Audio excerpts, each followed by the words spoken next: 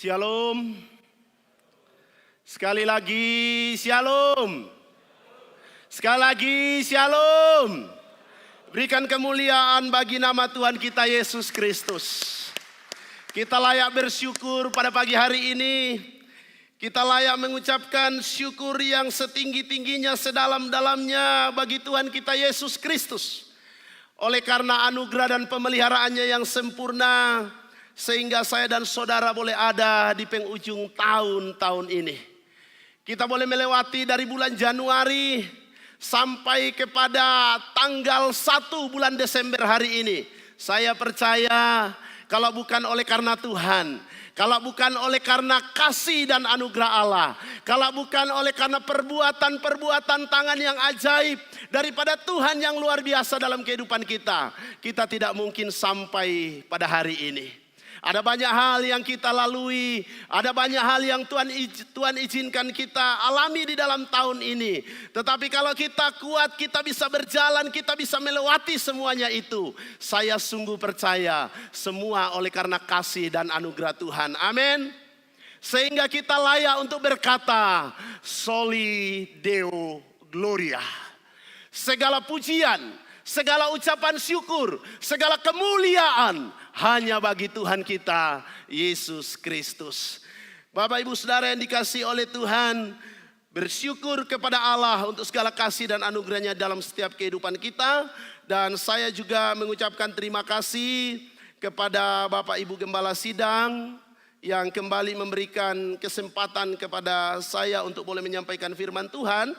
Dan juga kepada segenap majelis, pengurus jemaat dan seluruh jemaat Tuhan yang ada di GPI AI Efata Salatiga yang memberikan kepercayaan bagi kami untuk boleh menyampaikan firman Tuhan pada pagi hari ini.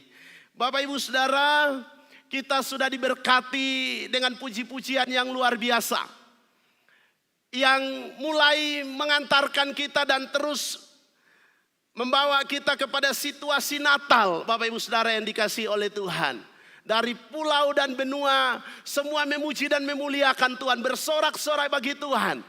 Dan pada pagi hari ini saya akan menyampaikan firman Tuhan yang juga ada kaitannya dengan pesan-pesan Natal Bapak ibu saudara, sesuai dengan tema yang diberikan kepada saya bahwa Allah melawat umatnya dan membawa kelepasan baginya.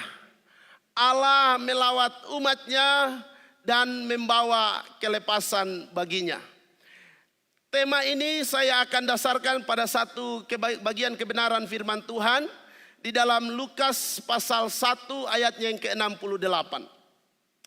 Lukas 1 ayatnya yang ke-68. Kita akan memperhatikan bagian ayat ini dan nanti juga kita akan melihat bagian-bagian yang lain daripada firman Tuhan yang akan menolong kita untuk memahami tema Allah melawat umatnya dan membawa kelepasan baginya. Kalau Bapak Ibu Saudara sudah menemukan bagian ini dan saya juga sudah cantumkan di PowerPoint saya, sekali lagi saya mengundang kita semua untuk bangkit berdiri, menghormati pembacaan firman Tuhan. Kita akan membaca bersama-sama karena ini satu ayat saja. Dan biar kita bersuara bersama-sama di hadapan Tuhan menyampaikan ayat ini. Lukas pasal 1 ayatnya yang ke-68 dalam hitungan yang ketiga, mari kita membaca bersama-sama. 1, 2, 3. Terpujilah Tuhan Allah Israel, sebab ia melawat umatnya dan membawa kelepasan baginya. Sekali lagi saya bacakan. Terpujilah Tuhan Allah Israel, sebab ia melawat umatnya dan membawa kelepasan baginya. Mari kita berdoa sekali lagi. Bapa yang baik, Allah yang kami sembah di dalam nama Tuhan kami Yesus Kristus.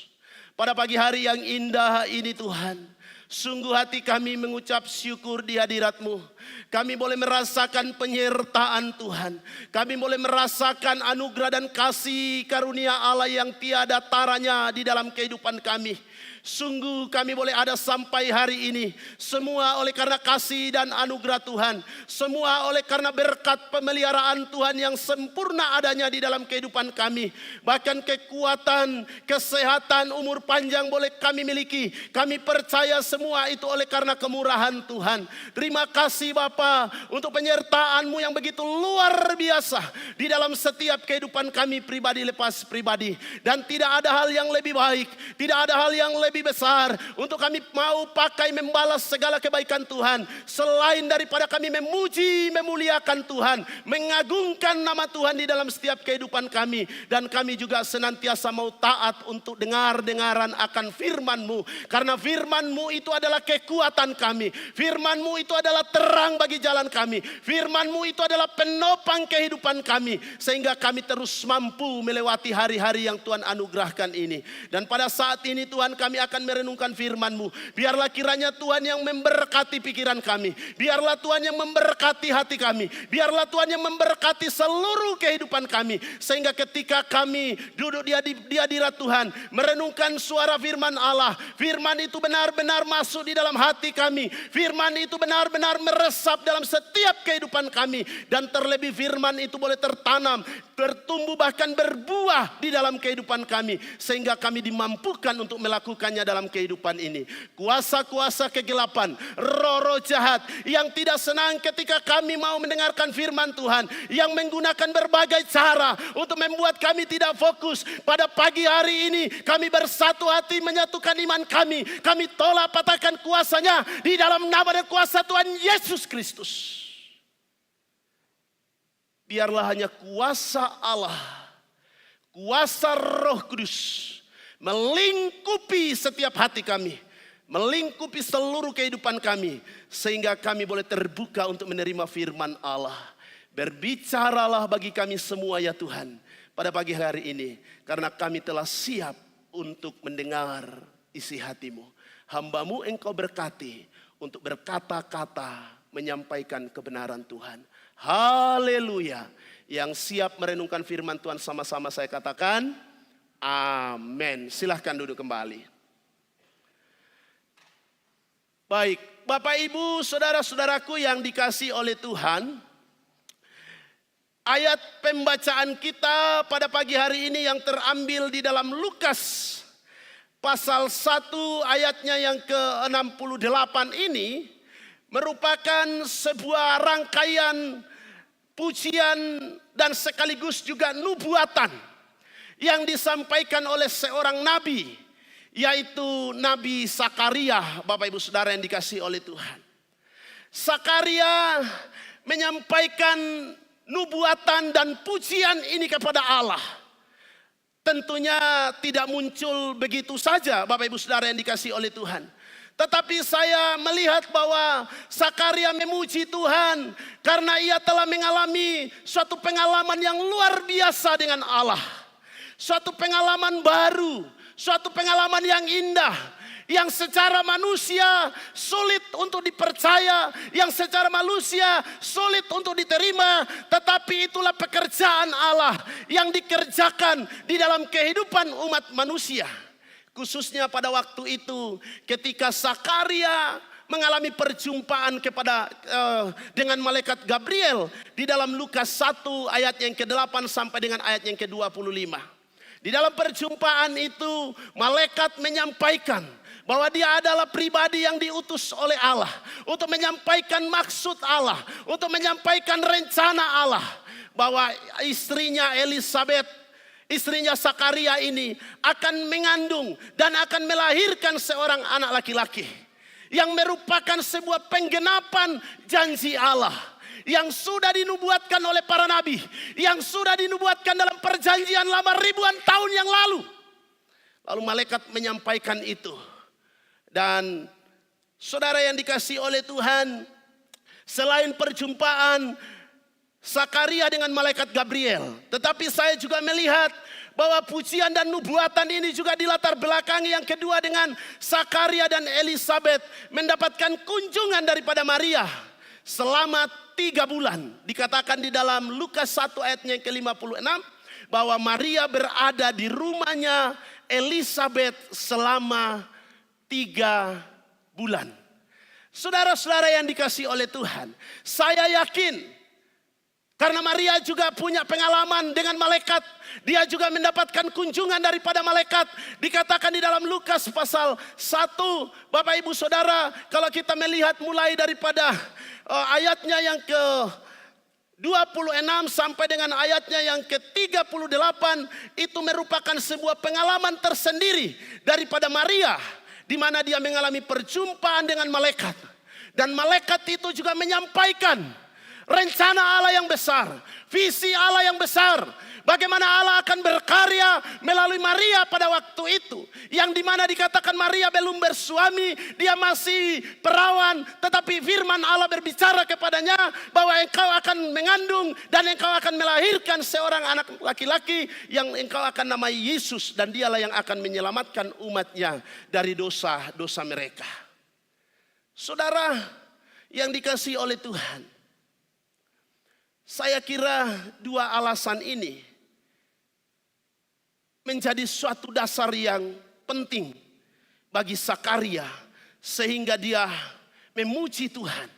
Saya percaya ketika Maria bertemu dengan Elisabet, tinggal bersama-sama dengan dia selama 3 bulan, pasti Elisabet bercerita, pasti Maria juga bercerita bagaimana Maria itu mengalami sebuah anugerah yang luar biasa. Dan ini adalah sesuatu hal yang indah, Bapak Ibu Saudara yang dikasihi oleh Tuhan. Kita harus masuk bagian ini supaya kita bisa memahami tentang pujian Zakaria.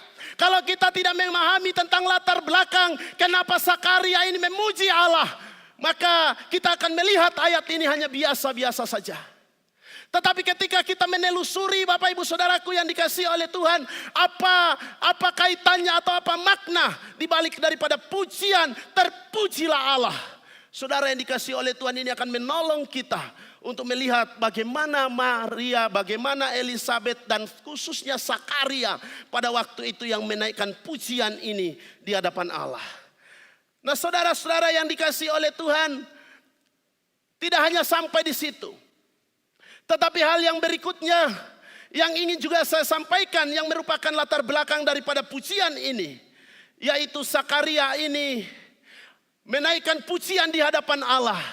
Itu juga tidak terlepas daripada konteks atau kaitan dengan situasi bangsa Israel pada waktu itu.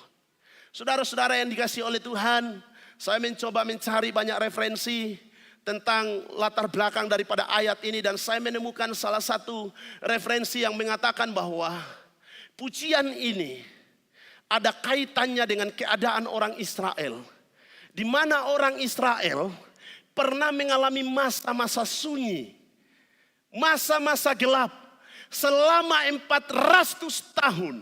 400 tahun Allah tidak berbicara dengan umatnya. 400 tahun antara masa Maleaki sampai kepada masanya Zakaria menerima sebuah nubuatan, menerima sebuah firman Allah, itu dicatat kira-kira berlangsung selama 400 tahun, Bapak Ibu Saudara yang dikasihi oleh Tuhan. Dan 400 tahun ini bangsa Israel tidak mendapatkan suatu pesan baru daripada Allah. Padahal kita mengenal di dalam perjanjian lama, itu kita mengenal namanya kepemimpinan teokrasi. Kepemimpinan teokrasi itu adalah kepemimpinan di mana Allah yang langsung berbicara kepada umatnya melalui para nabi, melalui Musa, melalui Yesaya, melalui Yeremia dan nabi-nabi yang lain.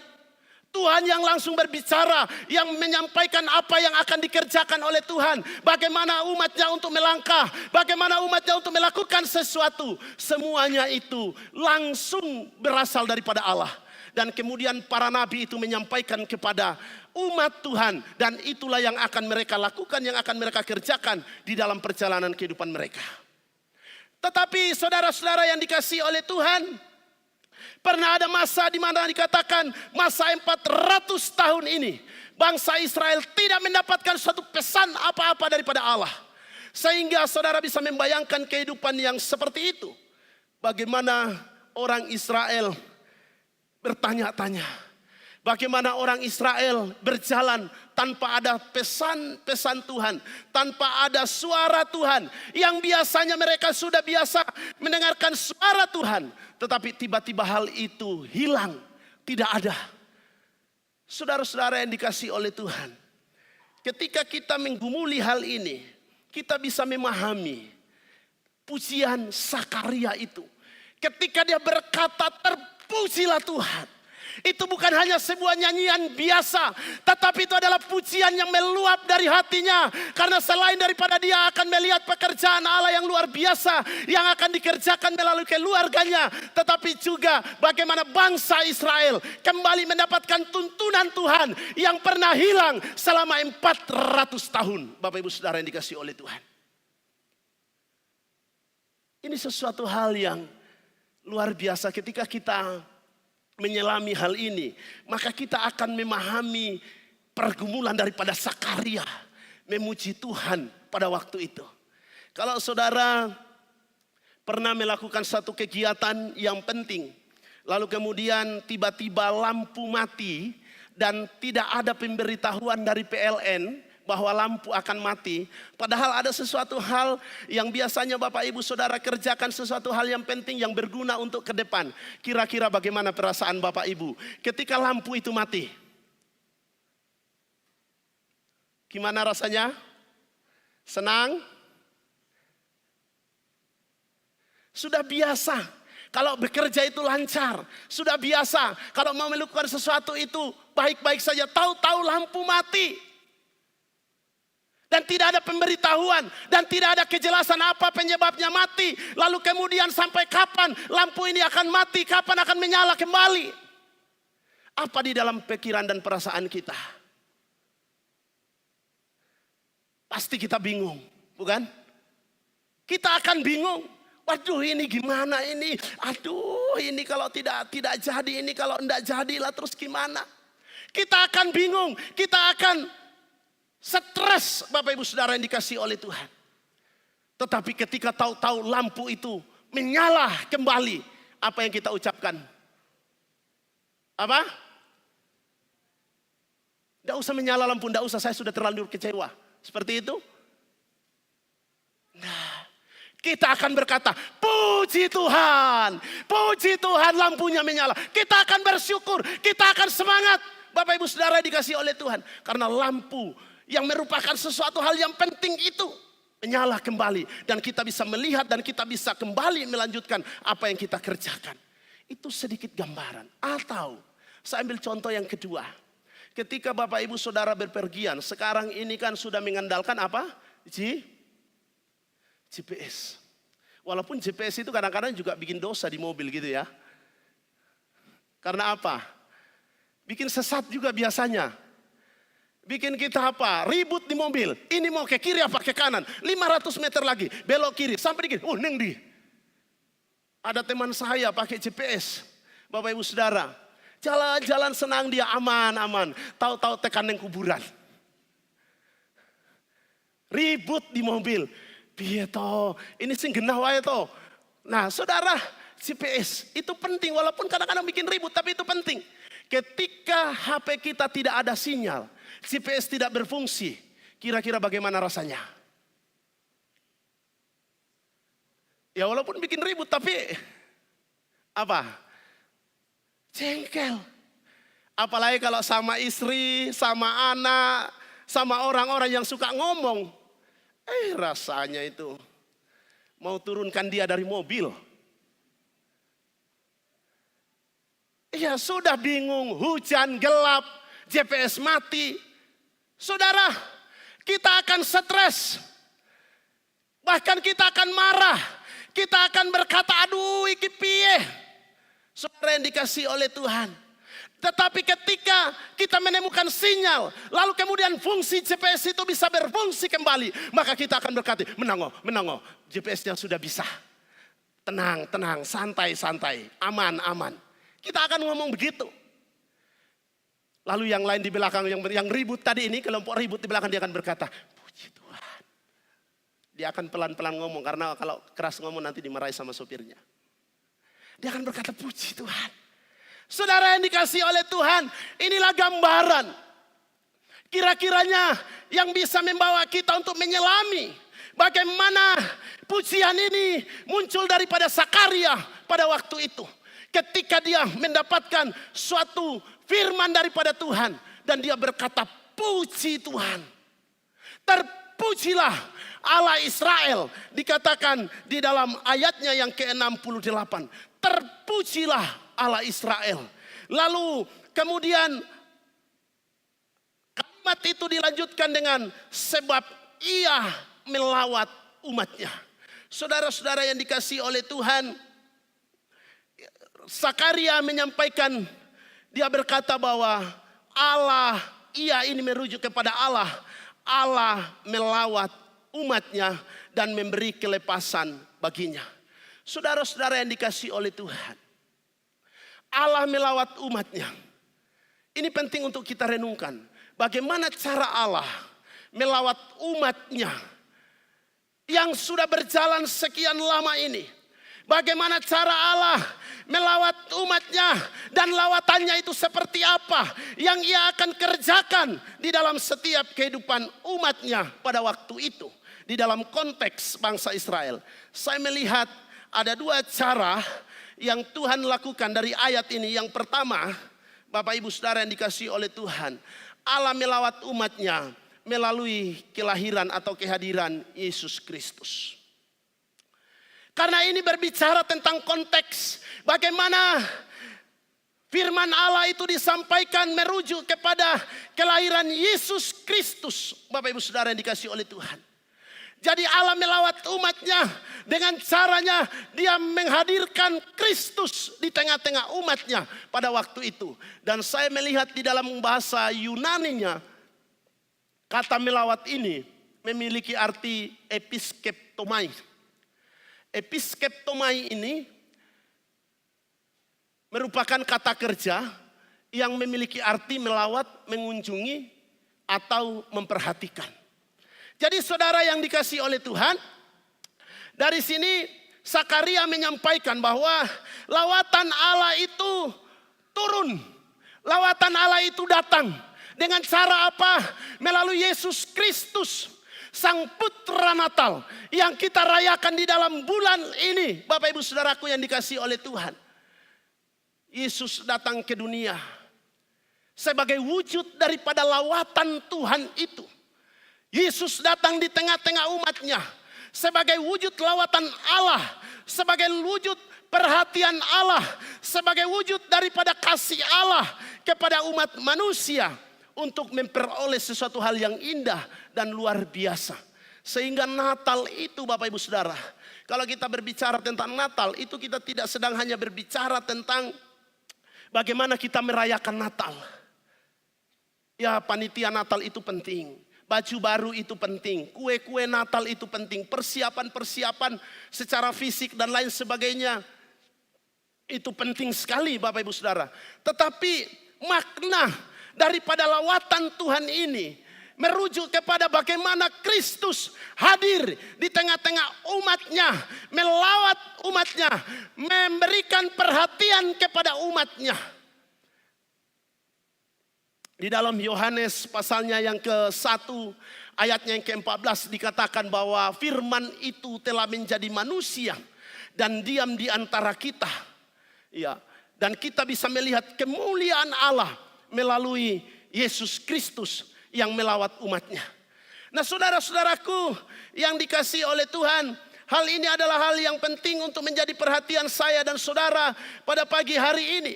Kita melihat bagaimana Allah kita.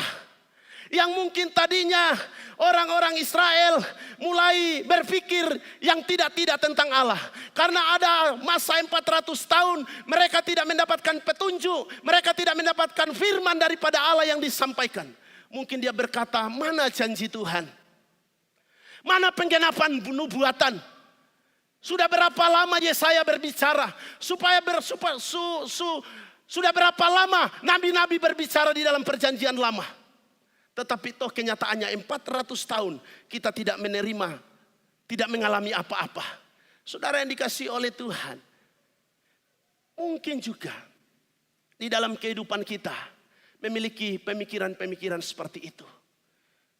Tidak sama persis dengan bangsa Israel. Tetapi ada hal-hal yang kita gumuli, ada hal-hal yang penting dalam kehidupan kita. Yang mungkin membuat kita, mana janji Tuhan? Mana pemeliharaan Tuhan? Mana pertolongan Tuhan? Mana karya Tuhan? Di dalam kehidupan ini. Saudara yang dikasihi oleh Tuhan. Allah melawat umatnya. Mengingatkan kepada saya dan saudara. Bahwa Allah itu adalah Allah yang bisa dipercaya. Allah kita bukan Allah yang ingkar janji. Allah kita adalah Allah yang mampu menggenapi janjinya. Sekalipun itu bagi manusia sesuatu hal yang tidak mungkin.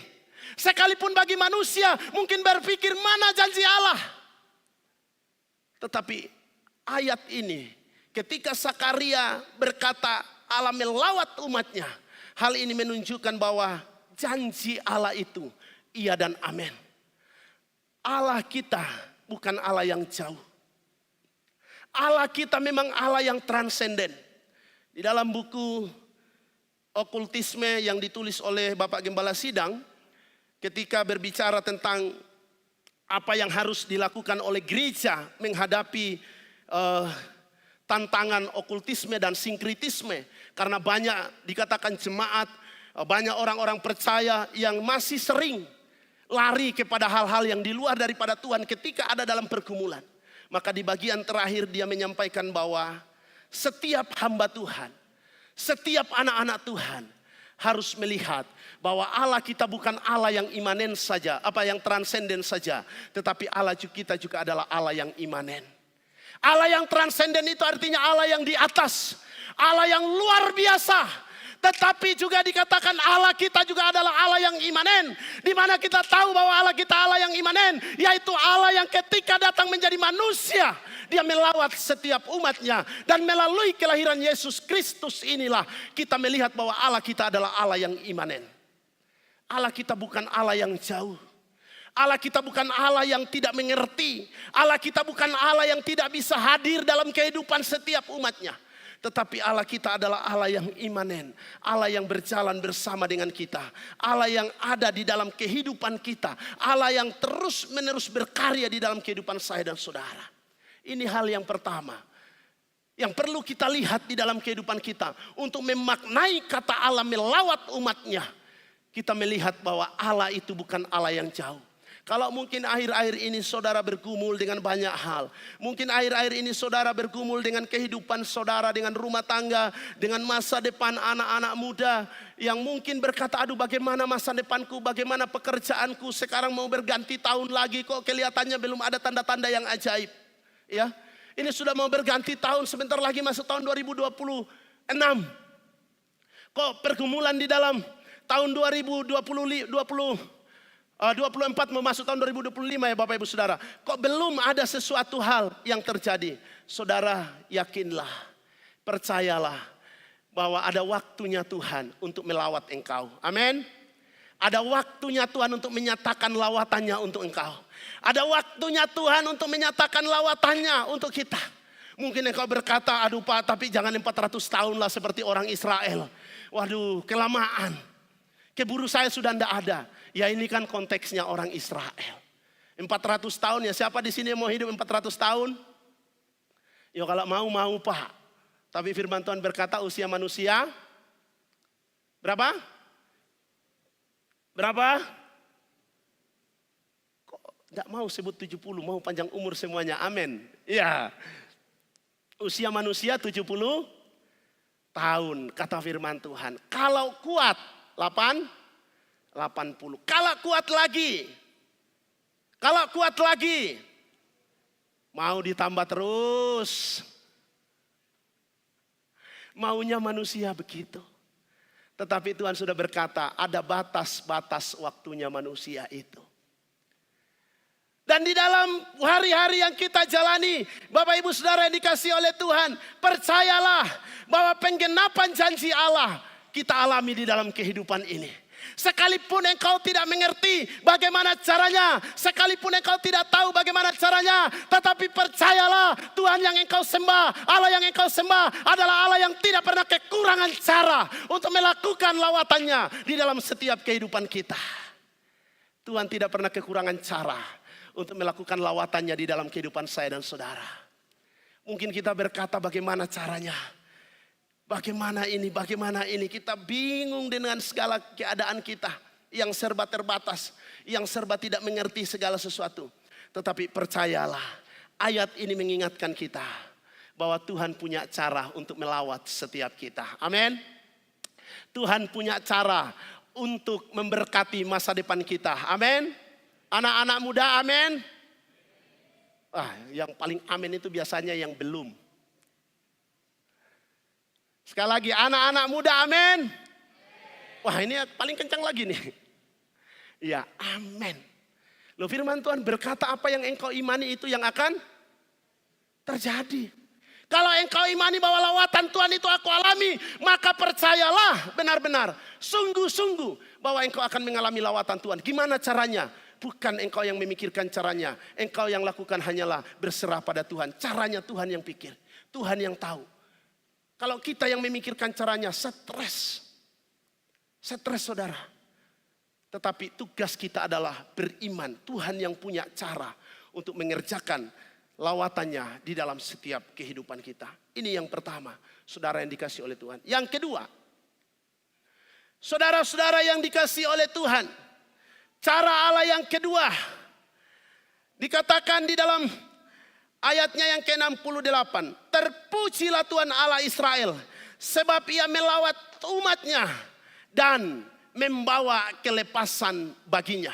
Poin yang kedua, bahwa Allah melepaskan umatnya melalui kematian Yesus Kristus.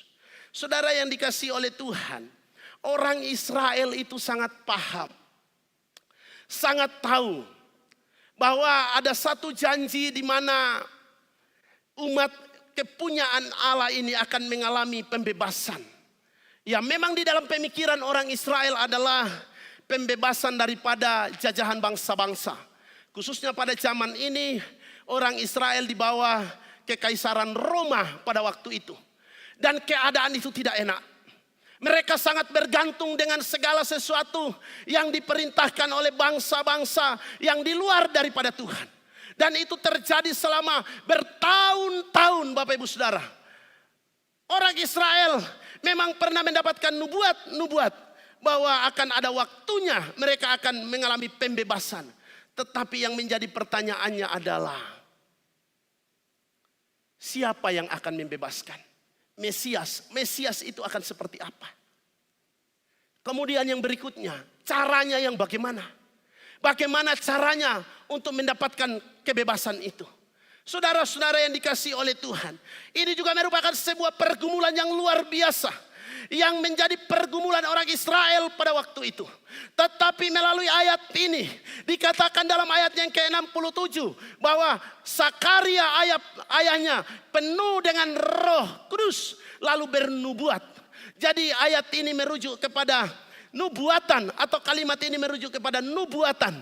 Kata melepaskan dalam bahasa Yunaninya menggunakan kata lutrosis, Bapak Ibu Saudara. Lutrosis ini artinya kelepasan atau penebusan. Jadi ayat ini kita bisa pahami merujuk kepada nubuatan tentang Yesus Kristus yang akan menebus manusia dari dosa. Itu belum terjadi. Tetapi Sakaria yang penuh dengan Roh Kudus, dengan kuasa Tuhan, dengan hikmat Allah, dengan kuasa Roh Kudus, dia menubuatkan bahwa melalui Yesus Kristus inilah manusia akan mengalami pembebasan, yaitu pembebasan dari dosa melalui kematian Yesus Kristus di atas kayu salib. Saudara-saudara yang dikasihi oleh Tuhan, hal ini tidak bisa dipisahkan daripada perjalanan kehidupan Yesus Kristus. Karena memang tujuan Yesus datang ke dunia adalah untuk menebus dosa, untuk menebus manusia yang telah berdosa itu. Sehingga kita melihat ada sebuah kabar sukacita. Di dalam nubuatan ini sekaligus memberitahukan bagaimana umat Tuhan itu dilawat oleh Tuhan dan bagaimana mereka dilepaskan oleh Tuhan. Dengan pengorbanan Yesus Kristus di atas kayu salib yang akan mati untuk menebus umat manusia dari dosa dan mereka memperoleh hidup yang kekal. Saudara-saudara yang dikasihi oleh Tuhan, hal ini adalah hal penting untuk terus menjadi iman, pengharapan di dalam setiap kehidupan kita sebagai orang-orang percaya. Sehingga kita tidak mudah melepaskan keyakinan kita di dalam kehidupan ini. Ada banyak begitu godaan, ada banyak begitu tantangan, ada banyak begitu hal yang bisa saja membuat kita terpisah daripada Allah. Tetapi kalau kita mengingat akan nubuatan ini, kalau kita mengingat akan rencana Allah yang besar ini, yang Dia kerjakan melalui Yesus Kristus, maka saya yakin dan percaya apapun yang menjadi tantangan kita, apapun yang menjadi pergumulan kita, apapun yang menjadi persoalan kita. Rasul Paulus berkata, entah itu kita dalam kelaparan, entah itu kita dalam keadaan yang sulit, apapun, tidak ada sesuatu hal yang dapat memisahkan kita dari kasih Kristus. Karena apa? Kita tahu bahwa Allah kita adalah Allah yang luar biasa. Saudara yang dikasihi oleh Tuhan, semua orang menyadari bahwa hidup ini tidak ada yang abadi. Semua orang menyadari hal itu. Walaupun tadi kita berbicara bahwa kalau kita dikasih pilihan untuk umur panjang, semua orang memilih akan umur panjang. 500 tahun pun juga dia mau, 1000 tahun pun juga dia mau. Pasti mau. Bapak Ibu Saudara yang dikasihi oleh Tuhan. Siapa di sini yang mau cepat? Tidak ada. Maksudnya cepat kembali ke rumah Bapa. Tidak ada. Walaupun kita tahu sorga itu sekali lagi, sorga itu benar. Sorga itu indah. Kan firman Tuhan bilang begitu. Sorga itu tempat yang luar biasa. Di sana tidak ada lagi namanya penderitaan. Kalau di bumi mungkin kita menderita, aduh susah, mau makan ini, mau makan itu susah. Di bumi kita masih bekerja dari pagi sampai malam dan lain sebagainya. Firman Tuhan berkata di sorga itu yang ada hanyalah kemuliaan Tuhan. Ketika kita masuk di dalam surga, firman Tuhan berkata kita menikmati kemuliaan Allah.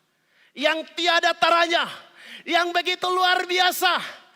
Makanya Rasul Paulus berkata ketika kita masih di muka bumi ini kita mengeluh. Kita mengeluh kenapa? Karena segala sesuatu sulit, berat, fisik kita, pekerjaan kita, kebutuhan kita dan lain sebagainya. Tetapi ketika tubuh kita ini lepas melalui proses kematian, orang beriman akan masuk surga. Dia akan menikmati kekekalan yang tiada taranya sampai selama-lamanya bersama dengan Bapa. Sekalipun demikian, kalau saya berkata mau masuk sekarang, kok senyum-senyum? Mau masuk sekarang? Ada yang mau masuk? Kok enggak ada? Enggak ada yang mau masuk. Mau masuk. Itu yang kecil itu malah mau, yang besar-besar enggak mau. Nanti yang penghuni surga itu yang anak-anak sekolah minggu semua. Bapak-bapaknya di mana? Di luar. Nunggu, enggak mau masuk kok. Mau. Kalau ditanya mau masuk surga. Sekali lagi mau masuk surga. Nah sekarang baru mau karena ada anak kecil tadi yang ngomong. Mau. Kalau ditanya mau enggak mau lah, ngapain kita datang kepada Tuhan? Ngapain kita beriman kalau enggak mau masuk? Mau masuk. Jawabannya mau masuk. Tapi belum waktunya. Tuhan yang menentukan.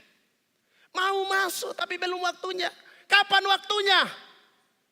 Ya Tuhan yang menentukan.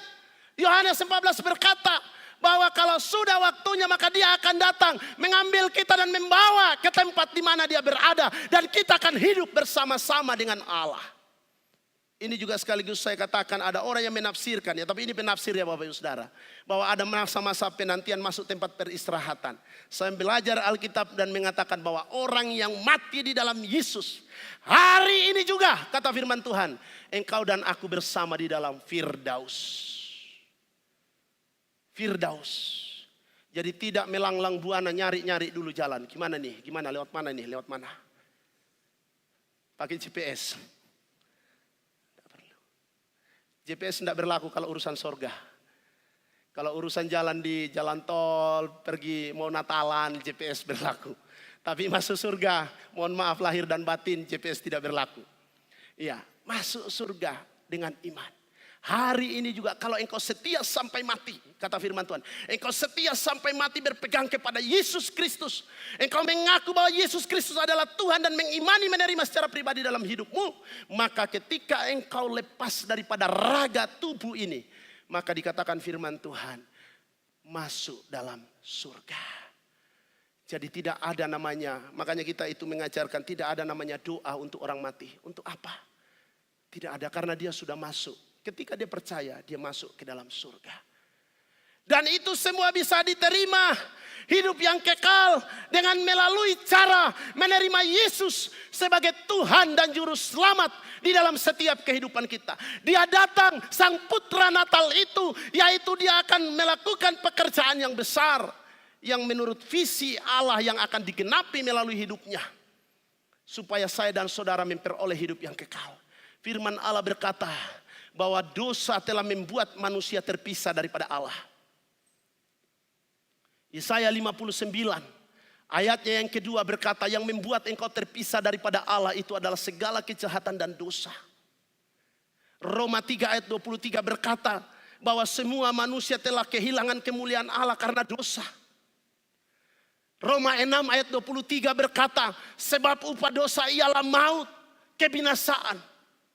Tetapi syukur kepada Allah melalui Yesus Kristus, Sang Putra Natal ini yang datang ke dunia. Akhirnya saya dan saudara mengalami penebusan. Kita ditebus dari kehidupan kita yang tidak berkenan kepada Allah. Kita ditebus dari kehidupan yang terpisah, dibawa menjadi dekat, dibawa menjadi anak-anak Allah, menjadi milik Allah, sehingga kita bisa menikmati kehidupan yang kekal. Makanya hidup di dunia ini memang sementara, tetapi ingat Bapak Ibu Saudara, kehidupan yang sementara ini juga akan menentukan engkau bagaimana hidup di dalam kekekalan nanti. Makanya tidak boleh main-main dengan Tuhan, tidak boleh main-main dengan ibadah, tidak boleh main-main dengan persekutuan dengan Tuhan. Karena kalau kita tidak berhati-hati, tidak memperhatikan kehidupan kita yang sementara ini, itu akan berakibat kepada kehidupan kita yang kekal. Di dalam kekristenan, ajaran kekekalan itu hanya dua bagian penting yang perlu untuk kita pahami. Ketika orang mati, tempatnya hanya dua. Kalau tidak masuk surga, masuk neraka. Kalau tidak masuk neraka, masuk surga. Kalau dia beriman, percaya, masuk surga. Kalau tidak, maka firman Tuhan berkata dia akan mengalami perapian yang menyala-nyala sampai kekekalan. Tidak ada istilah saya tidak mau, dua-duanya Pak. Saya mau di sini saja. Neraka saya tidak mau, surga juga saya tidak mau. Jadi saya di antaranya diam saja. Tidak ada begitu. Atau saya mau hanya menikmati hidup di dunia ini. Ajaran kekristenan mengajarkan dua hal penting ini. Tetapi untuk masuk ke dalam yang luar biasa itu juga tidak bisa dilepaskan daripada kehidupan kita yang sekarang ini. Maka daripada itu, setiap anak-anak Tuhan harus terus menerus mengabarkan kabar baik ini kepada orang-orang yang ada di sekeliling kita. Mungkin itu kepada suami, mungkin itu kepada istri, mungkin itu kepada anak-anak, mungkin itu kepada orang tua, mertua, atau orang-orang yang kita kasihi yang belum mengenal Tuhan. Mari kita perkenalkan Kristus kepada mereka, supaya mereka juga boleh memperoleh keselamatan, kehidupan yang kekal. Karena Yesus datang untuk melepaskan, membebaskan, menebus manusia dari dosa supaya memperoleh hidup yang kekal. Ini sesuatu hal yang indah sekali yang harus terus ada di dalam kehidupan kita. Sekalipun godaan itu kuat, tetapi ingat, keselamatan hanya ada di dalam Yesus. Di luar Yesus tidak ada. Yohanes 16 ayatnya yang ke-6 berkata. Yohanes 14 ayat yang ke-6 berkata. Akulah jalan dan kebenaran dan hidup. Tidak ada seorang pun yang sampai kepada Bapa kalau tidak melalui aku. Kisah Rasul pasalnya yang keempat, ayat yang ke-12 berkata, di bawah kolong langit ini tidak ada nama lain yang olehnya engkau diselamatkan selain daripada nama Yesus Kristus. Sehingga ketika kita menyambut Natal kita bersyukur, kita bersukacita, bukan hanya selebrasi atau bukan hanya sebuah pujian sukacita karena Natal, tetapi betul-betul meluap sukacita kita itu karena Allah itu luar biasa mengerjakan pekerjaan-pekerjaan yang ajaib dalam kehidupan ini, yang tidak bisa kita kerjakan, yang tidak bisa kita lakukan, tetapi Allah melakukannya karena Dia mengasihi saya dan saudara. Dia rela melakukan semuanya itu di dalam kehidupan kita. Nah, ketika kita sudah melihat bagian ini, Allah itu ternyata yang sangat memperhatikan umatnya. Dia tidak jauh tetapi Dia dekat. Sang Immanuel menyertai kehidupan kita sehingga kita tidak pernah sendiri, tetapi Dia senantiasa bersama-sama dengan kita. Yang kedua, Dia juga Allah yang berkuasa, yang melepaskan kita dari segala belenggu-belenggu, pergumulan-pergumulan, sesuatu hal yang mengikat kehidupan kita supaya kita bisa mengalami kemuliaan Tuhan dalam hidup ini.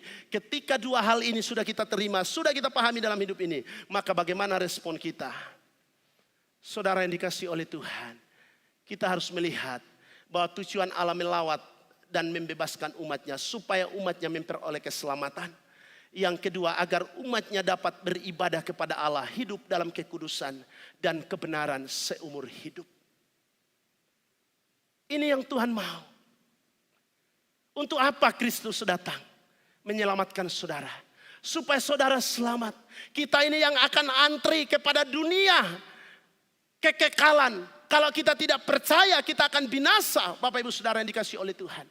Tetapi oleh karena Kristus kita memperoleh keselamatan. Tetapi juga ketika kita masih hidup di dunia ini, apa yang Tuhan inginkan di dalam kehidupan saya dan saudara. Di dalam ayat yang ke-74 dan 75, di lanjutan pembacaan kita tadi, itu berbicara tentang supaya apa? Umatnya beribadah kepadanya. Kata ibadah menarik di dalam ayat itu, dikatakan supaya umatnya bebas untuk melayani Dia. Ini ada kaitannya dengan orang Israel.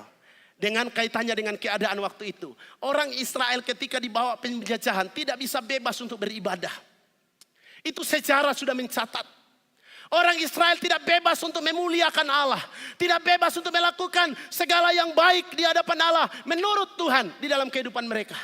Makanya ketika Tuhan membebaskan orang Israel dari perbudakan di Mesir, apa yang dikatakan Tuhan kepada Musa untuk disampaikan kepada Firaun? Pergi katakan kepada Firaun, bebaskan orang Israel supaya dia pergi beribadah. Kata ibadah abodah di dalam bahasa Ibrani, Bapak Ibu Saudara, itu berbicara tentang supaya dia tersungkur di hadapan Allah, menyembah Allah, memuliakan Allah. Tetapi di dalam kalimat ini lebih kepada supaya umatnya melayani Tuhan. Saudara dan saya diselamatkan bukan hanya supaya hidup menikmati sorga, tetapi selama masih hidup di dunia ini engkau melayani Tuhan. Itu yang Tuhan inginkan. Tujuan Allah mengunjungi, memperhatikan, membebaskan, menebus kita supaya kita melayani Tuhan. Saudara, seringkali orang berkata melayani Tuhan itu hanya kaitannya dengan pelayanan mimbar, pelayanan altar, pelayanan musik di gereja atau sound system atau bagian-bagian yang sifatnya pelayanan gereja. Tetapi saya selalu tekankan, melayani Tuhan itu bisa dilakukan di dalam berbagai cara. Di tempat pekerjaan engkau melayani Tuhan. Makanya Kolose 3 ayat 23 berkata, apapun juga engkau perbuatlah itu dengan segenap hatimu seperti untuk Tuhan, bukan untuk manusia. Apapun profesimu, jadikan profesimu itu adalah engkau melayani Tuhan. Karena disitulah engkau diutus Allah untuk memperkenalkan kasih Kristus kepada orang-orang yang ada di sekelilingmu. Bukan hanya di gereja saja engkau melayani Tuhan, tetapi di mana engkau berada, engkau melayani Tuhan. Di Di sini saya melihat di depan ada bapak-bapak polisi yang ikut bersama-sama dengan kita beribadah. Terima kasih untuk kedatangannya hari ini. Saudara-saudara, menjadi Pak Polisi bukan sebuah kebetulan. Amin. Saya percaya Tuhan punya rencana yang baik. Di institusi Polri, saudara-saudara menjadi berkat. Menjadi alat untuk kemuliaan Tuhan. Bagaimana saudara memperkenalkan kasih Kristus. Nilai-nilai firman Tuhan. Nilai-nilai kebenaran. Menjunjung tinggi kebenaran di dalam kehidupan setiap hari. Sehingga melalui saudara nama Tuhan dipermuliakan. Itu jelas di dalam firman Tuhan. Matius pasalnya yang kelima ayat yang ke-16 berkata. Melalui perbuatanmu yang baik. Nama Bapamu di surga dipermuliakan. Melalui perbuatan, kegiatan yang engkau lakukan yang baik, yang indah. Bukan hanya di gereja engkau melakukan perbuatan yang baik. Ketika masuk gereja salaman shalom. Bukan hanya itu. Tetapi justru ketika engkau di luar sana, saudara di luar sana. Engkau diperhadapkan dengan berbagai macam tantangan. Bagaimana saudara dan saya tetap melayani Tuhan. Memuliakan Tuhan. Hidupmu adalah hamba Tuhan. Hamba Tuhan bukan hanya seorang pendeta. Bukan hanya seorang pengurus jemaat. Tetapi hamba Tuhan adalah orang-orang yang taat akan Tuhan. Dan memuliakan Allah. Oleh karena itu, ini hal yang penting untuk kita perhatikan dalam kehidupan ini. Dan yang terakhir, saudara yang dikasih oleh Tuhan. Biasanya kalau yang terakhir, puji Tuhan. Ya. Yang terakhir adalah melalui pujian dan nubuatan Sakaria kita diingatkan. Yang pertama, Allah kita bukan Allah yang jauh tapi dekat dengan kita. Amin. Jangan pernah merasa sendiri dalam hidup ini. Jangan merasa tetap tidak bisa, tidak mampu, tidak berdaya. Memang betul ketika kita berbicara itu secara manusia kita akan berkata, Tuhan aku tidak bisa. Tetapi ketika engkau berkata, Tuhan aku punya engkau. Engkau yang sanggup, aku tidak bisa tetapi engkau bisa. Aku tidak mampu, tetapi engkau mampu. Aku tidak sanggup, tetapi engkau sanggup. Aku seringkali menghadapi jalan yang buntu, tetapi engkau yang membuka jalan untuk aku. Allah kita Allah yang dekat. Ini yang harus kita pegang. Yang kedua, hidup kita telah ditebus oleh Yesus. Sehingga kita memperoleh keselamatan dan hidup yang kekal. Ini adalah kabar sukacita kita. Hidup saudara, hidup yang sudah diselamatkan. Bukan lagi mau mencari keselamatan. Tetapi hidup yang sudah diselamatkan. Maka berbahagia dan bersukacitalah. Terus hidup memuliakan Allah. Yang ketiga, mari kita terus bersekutu dengan Tuhan. Dan hidup dalam kebenaran dan kekudusan. Agar hidup kita senantiasa memuliakan Allah. Karena itulah yang Tuhan inginkan. Yang Tuhan mau di dalam kehidupan ini. Saudara dan saya menjadi alat Tuhan di muka bumi ini. Untuk kemuliaan bagi namanya. Tuhan memberkati. Amin.